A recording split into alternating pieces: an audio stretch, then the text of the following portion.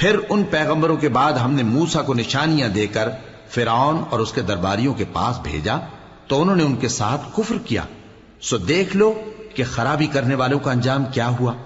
اور موسیٰ نے کہا کہ اے فرعون، میں رب العالمین کا پیغمبر ہوں، مجھ پر واجب ہے کہ اللہ کی طرف سے جو کچھ کہوں سچ ہی کہوں۔ میں تمہارے پاس تمہارے پروردگار کی طرف سے نشانی لے کر آیا ہوں، سو بنی اسرائیل کو میرے ساتھ جانے کی رخصت دے دیجئے۔ فرعون نے کہا اگر تم نشانی لے کر آئے ہو تو اگر سچے ہو تو لاؤ دکھاؤ۔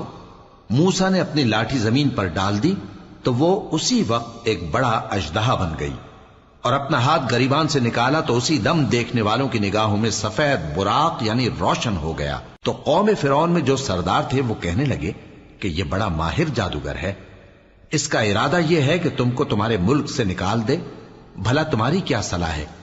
انہوں نے فرعون سے کہا کہ فی الحال موسیٰ اور اس کے بھائی کے معاملے کو موقوف رکھیے اور شہروں میں نقیب روانہ کر دیجئے کہ تمام ماہر جادوگروں کو آپ کے پاس لے آئیں۔ چنانچہ ایسا ہی کیا گیا، اور جادوگر فرعون کے پاس آ پہنچے اور کہنے لگے کہ اگر ہم جیت گئے تو ہمیں صلہ تو عطا کیجیے گا نا؟ فرعون نے کہا ہاں ضرور، اور اس کے علاوہ تم مقربوں میں داخل کر لیے جاؤ گے۔ جب فریقین روز مقررہ پر جمع ہوئے تو جادوگروں نے کہا کہ موسیٰ یا تو تم جادو کی چیز ڈالو یا ہم ڈالتے ہیں۔ موسیٰ نے فرمایا تم ہی ڈالو۔ سو جب انہوں نے جادو کی چیزیں ڈالی تو لوگوں کی آنکھوں پر جادو کر دیا، یعنی نظر بندی کر دی، اور لاٹھیوں اور رسیوں کے سانپ بنا بنا کر انہیں ڈرا ڈرا دیا اور بہت بڑا جادو دکھایا۔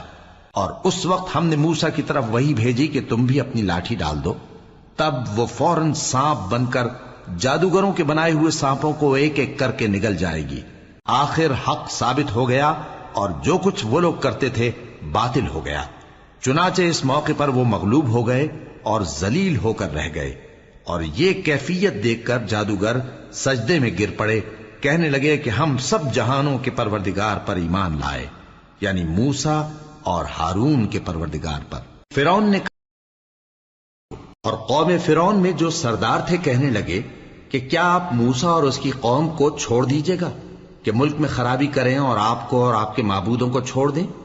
اس نے کہا کہ ہم ان کے لڑکوں کو تو قتل کر ڈالیں گے اور لڑکیوں کو زندہ رہنے دیں گے، اور بلا شبہ ہم ان پر غالب ہیں۔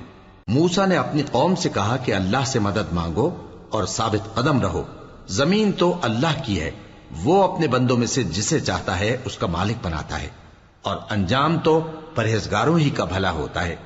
وہ بولے کہ تمہارے آنے سے پہلے بھی ہم کو اذیتیں پہنچتی رہیں اور تمہارے آنے کے بعد بھی۔